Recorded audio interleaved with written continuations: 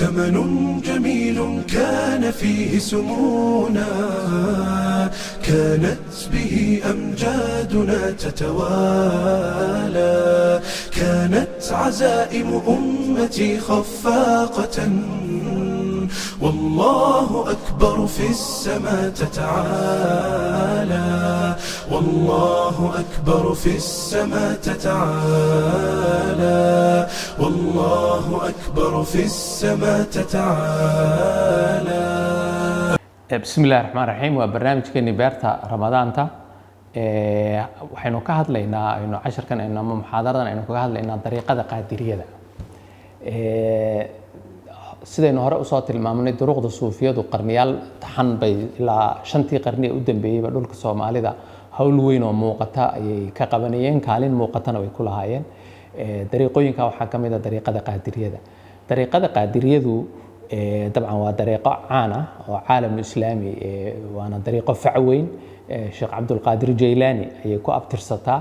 Sheekh Cabdulqaadir Jaylaani oo noolaa sanadkii muxuu ahaayay 1770 ilaa 1166 miilaadiga, macnaheedu waxa weeyaan waa qarnigii 11aad dabayaaqadiisii iyo qarnigii 12aad nuskiisii hore. dabcan sheekhu wuu cumriyay Sheekh Cabdulqaadir Jaylaani, ilaahay naxariista jannaha ka waraabiye, ilaa 90 sano ayuu gaadhay. dariiqadan isaga ay ku abtirsataa waa dariiqo aad ugu fiday caalam islaami. dariiqada ugu qadiimsanna ama dariiqada ugu qadiimsan bayna ka mid tahay, ugu faca weyn, ugu fidsan, ugu ballaarsan. qaaradaha ay ku kala fidsan tahay waa meelaha muslimiintu joogaan oo dhanba qiyaas taqriiban qaadiriyadu way joogtaa. qaaradda Afrika aad bay ugu fidsan tahay, qaaradda Aasiyana aad iyo aad ayay ugu fidsan tahay dalalkeeda kala duwan. dhulka Soomaalida waxaa lagu qiyaasaa inay soo gashay qarnigii 15aad inay soo gashay. culimo kala duwan oo siyaabo kala duwan ku soo galay bayna ayaa loo tiiriyaa. dadka caanka ah, dadka qadiimka ahna ka mid ah waxaa ka mid ahaa Shariif Caydaruus oo Soomaalida ay u taqaano Caydaruus Cadanyaal, dabcan qabrigiisa cadan ahaa. marka shantaa qarni laga bilaabo qarniga 15aad ilaa muxuu ahaayay shantii qarniye ka dambeeyay dariiqada qaadiriyada dhulka Soomaaliyeed way ka soo jirtay. culimo waaweyn oo hawlo waaweyn ka soo qabtay, cilmiga baristiisa iyo waxyaabo fara badanna soo qabtay oo waxa jira qaadiriyada oo caan ahaa. haddaan qaar ka soo qaadano waxaa ka mid ah Sheekh Abikar Mixdaar oo caan ka ahaa magaalada Muqdisho iyo Warshiikh. culimo badan dadkii cilmiga aad ugu akhriyayna ka mid ahaa. qarniga 19aad inuu soo galno Sheekh Ibraahim Sheekh Xasan Yabarow oo jamaacadii Baardheer jamaacadu sameeyay baa magaalada Baardheer saldhig u noqotay. waxaa ka mid ahaa culimada kale qaadirada Sheekh Cabdiraxmaan Zaylici oo qulunquul oo dhagax buur agteeda ah degay, sheekh caan ahaana. waxaa kaloo ka mid ahaa Sheekh Madar bin Axmed Shirwac, jamaacadii uu asaasayna magaalada Hargeysa saldhig u noqotay ka soo unkantay. waxaa ka mid ahaa Sheekh Cabdiraxmaan Sheekh Suufi. Sheekh Cabdiraxmaan Sheekh Suufi caan ku ah magaalada Muqdisho ayuu caan ku yahay, isna uu halkuu cilmiga dadka ku bari jiray magaalada Muqdisho ayay ahayd.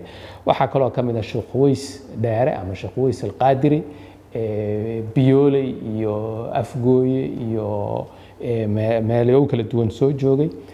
Sheekh Cabdullaahi Qutubi baa isna ka mid ahaa. marka culimo waaweyn baa ka soo baxday. si guud haddii qaadiriyada aynu u eegno, qaadiriyadu waxay u qaybsantaa dhulka Soomaalida markay joogto laba farac oo waaweyn, faraca Zayliciyada iyo faraca Uweysiyada.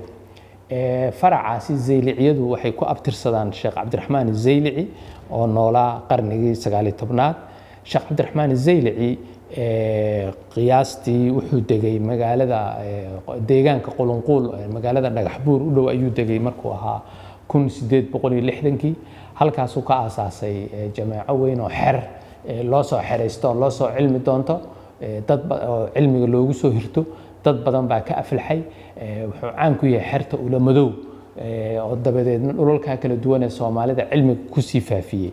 marka dariiqada qaybta faraca Zayliciyadu wuxuu ku fidsan yahay deegaanada Soomaalida markii la eego dhinaca waqooyiga iyo dhinaca galbeedka iyo dhinaca bariga. intaba deegaanada aad ugu fidsan yahay, deegaanada kale uu joogaan laakiin xaggaasi xoog ku leeyihiin, aad si fidsanna ay u joogaan.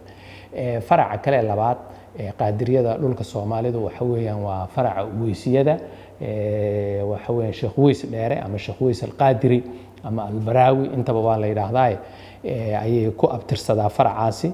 Sheekh Weys wuxuu dhashay 1847 taariikhda miilaadiga markaynu ku sheegno waxaana la dilay sanadku markuu 1909 marka Sheekh Weys Dheere faraca weysiyadu isaga ku abtirsataa waxay aad ugu fidsantahay dhulalka Soomaalida deegaanadooda koonfurta waliba deegaanada Soomaalida oo kaliya tama ahayn bartamaha iyo bariga Afrika iyagana aad bay faraca weysiyada qaadiriyadu ay ugu sii fidsan yihiin Mozambique iyo Malawi iyo meelo kala duwan ay sii joogan Tanzania iyo Zanzibar iyagana aad bay u sii joogan marka si guud markii dariiqada qaadiriyada laga sheekaynayo waa dariiqo shacbawi ah bulshadana si xoog leh ugu dhex jirta jameecooyin waaweyn saynu tilmaanayna jameecooyinku meelaha duruqda suufiyadu ay sameeyaan bay ahayd jameecooyin waaweyn oo dhulka Soomaalida ku fidsan sameeyay waa deegaano ay dad badan ay degaan oo halkaas ay walaalo ay ku noqdaan jameecooyinka